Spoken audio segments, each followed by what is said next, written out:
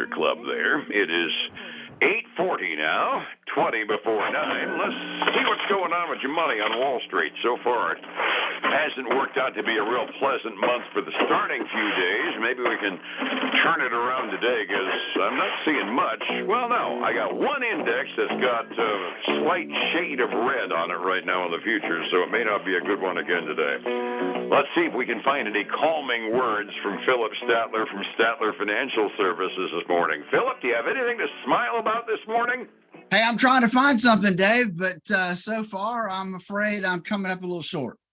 I'm kind of in about the same mode. I was looking at the futures and saying, well, they were a little, whoops, there goes my last future. It's going negative as well now on my delayed quotes.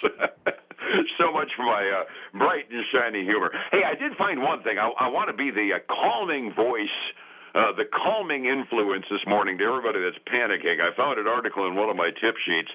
Track the Standard & Poor's 500 annual returns. Now, it's kind of legend that the Standard & Poor's generally goes up an average of 8 to 10% per year. So everybody's going apey, going, oh, my God, we're down 23.8% or more right now for the year to date. Got to keep in mind, step number one, over the last, let me count it up, 20 years, there have been 4 years in which we've actually had a negative return on the Standard & Poor's. We're down 23.87 as of last night. Last year, we were up 28.4%, and the year before that it was up over 18%. So if you're under 55, and I emphasize under 55, you know, the buy and hold or even continue to buy investment strategy isn't bad. The people that we're talking to and we're, you know, trying to get concerned about too much equities in their portfolio are the folks that are a couple, 3 years away from retirement, because that's where it gets kind of risky, isn't it? It really is, Dave, you know, and that's where I've always kind of played by the rule of 100, as well as should other folks. And that means, especially when you get close to retirement, 55, 60, 65 years old, then you want your age safe, you know, and so you take your 100 minus your age. If you're 60, then maybe you want 30 to 50% in equities, basically, you know, obviously depending on your circumstances, because you may be trying to play catch up like you and I do sometimes, right? We need to, hey, I put kids through college, now it's catch up time. And so everybody's got a different perspective and a different set of circumstances. But a general rule of thumb is that if you're 60, you know, 30 to 50% in equities. And when I say equities, I mean any market volatility, anything. Bonds can go up and down, anything that can go up and down. And you want the rest of it in something that can't lose principal. And that's really what we look at when we start looking at putting together plans.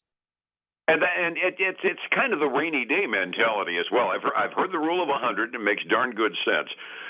You know, there's the rainy day rule too. I mean, if you're counting on using your investment fund as being your rainy day fund and counting on it staying liquid, well, a lot of us for the equity portion of our nest egg, if it's 28% down, it's kind of a stretch to call that liquid. Yeah, you can sell, but anybody that got in some trouble during the 08-09 recession will tell you you're paying basically $3 for every one when you end up having to bail out of equities in order to make an unexpected expense like a roof or an air conditioner or something that isn't covered by insurance. So having that flexibility is kind of important to have, isn't it?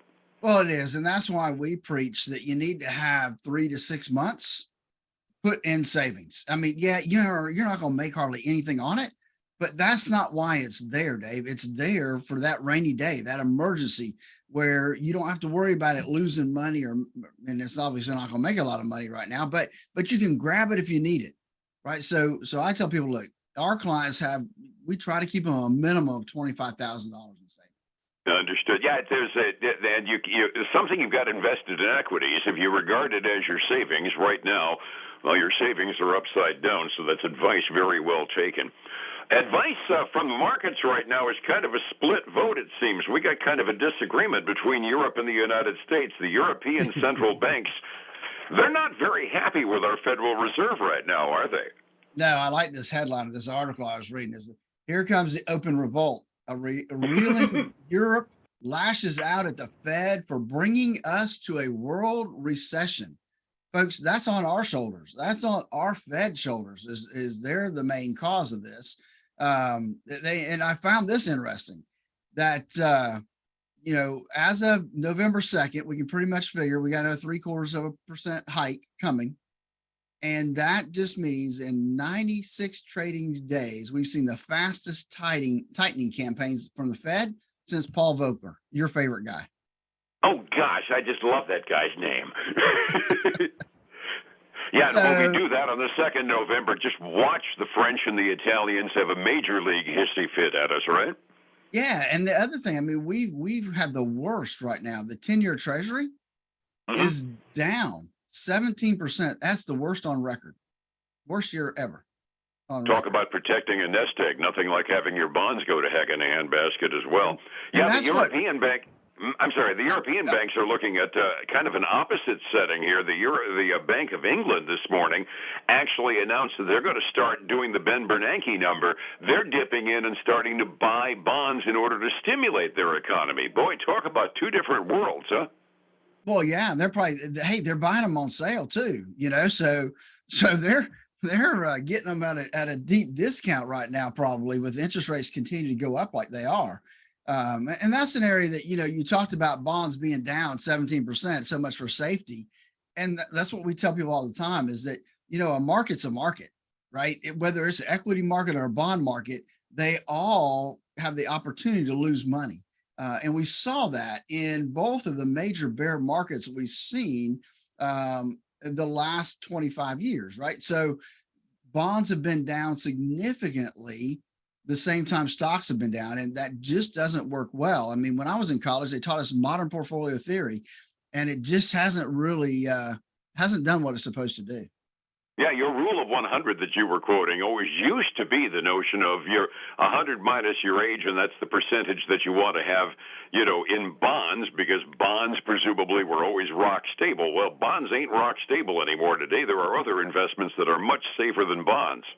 Exactly, and that's what we want. We want people to have principal protection in there as well. So that's one of those things that we look at when we're looking at portfolios and risk analysis, because man, if you can lose your shirt, then that's a problem when you head into retirement. Absolutely. We were talking before we went on the air. I'm one of those people like you alluded to. I don't have a big retirement fund, so I'm a little behind the eight ball. But even with the notion of needing to have more equity concentration in my IRA than would otherwise be wise, I was still smart when I started seeing the volatility go, and I converted a good portion of my retirement fund into an annuity that'll end up keeping me with some principal protection. And then, okay, fine, I'll take a chance. It's going to be about 3-4 years probably before I decide to hang it up and retire. I'll be able to ride out the portion that I've got at risk, but managing it counts for a lot, doesn't it? It really does, Dave. I can't Absolutely. say enough that in the times we're in right now, the volatilities in the market, it really starts to show up in people's psyche. And so, that's where it helps to have somebody that understands those ups and downs and that have been there for a while, right? Not just somebody that this is their first rodeo, their first bear market. That can be a problem within itself. Well, it's kind of frightening to consider the fact that a 50-year-old just barely remembers the 08-09 recession, let alone can't go back to like the 80s recession that we had under Reagan. I mean, we've got a whole new generation of people that are experiencing a serious bear market for the first time in their financial lives. That's right. They're watching their 401ks plummet, and they're concerned. And like you said earlier, if you're 55 and younger, hey, just keep doing it, man. You'll be way ahead down the road when you get ready to retire. If you're 55 and older, well, you need to be a little concerned. Absolutely, because that 8 to 10% average that people talk about is still, like I said, it's a smooth average. I'm looking back across. Well, I got 60 years worth of numbers here, and the S&P hasn't appreciated by between 8 and 10% more than once that I see in the bunch. I mean, we don't make the average ever. It's always a big up followed by a modest to big down, and the big downs are way outnumbered by the substantial ups. So again, voice of calm. The world has gone through this before, even though you individually may not have. So it's all a function of where you are in your financial life that matters how you should be concerned about this or not. Absolutely. That's so true. Circumstances dictate, right? Absolutely. Setting the table for the morning. Yesterday, if anybody can't tell, earnings season is not underway in earnest yet. We'll get a whole pile of them later on this week. But for the moment, we're talking about likelihood and strategies and the disagreement between Europe and us. Yesterday was a modest off day, everything being relative. The Dow was only down by 94. Standard & Poor's was down by 27. NASDAQ had another crummy day, a little over 1% down, 110 points down. I'm looking at the Dow and saying 29,202 feels like I haven't seen that number in eons, but it really wasn't that far ago. 45 minutes before we start throwing real money around, what do things look like this morning, Phillip? You know, Dave, it is, let me just hit the right button here. So it is slightly red. And I mean slightly. The S&P 500 is a little over 0.1% down. I mean, we're talking about less than $4. The Dow actually I can't see it fast enough, right? It's it keeps bouncing between red and green, so you can tell it's not much. And then the NASDAQ 100 down a little over 1%. That's $17. And so the big loser right now is the Russell 2000, down about 1/3% this morning. On the commodity side of the coin, we've got silver continuing to fall, down a little over 6, almost 0.7% right now. Gold's up just a smidge, over 1/10%. And then crude oil continuing to fall, which we like to see, down almost 1.5% from yesterday's close at $89.81 a barrel. Under 90 is nice. I'm not necessarily happy with the reason why it's trading down on expectations of diminished activity, but I'll take the decrease in price any day. Overseas markets had a mixed bag on the Asian rim. Evidently, somebody in the Chinese government issued a buy order because the mainland Chinese markets were up. Rest of them primarily down by almost 2% in some cases.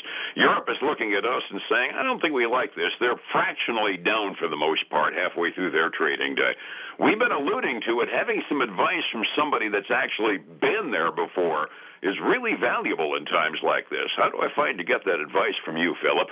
Dave, this volatility is the exact reason we developed a core retirement design to help people design the retirement they always dreamed of. Give us a call, 863-382-0037 to schedule your core retirement design phone consultation.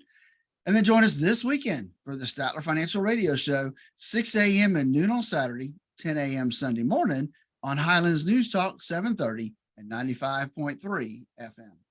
And saying you were there before does not imply that you're old, Phillip. I just want to put that on the public record. I would never insult a friend like that. Have a good day. I'll see you tomorrow, Phillip. All right. Thanks, man.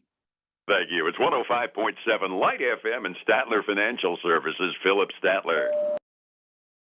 Hey, folks, again, I want to thank you for joining us today. Hope that your week's off to a great start.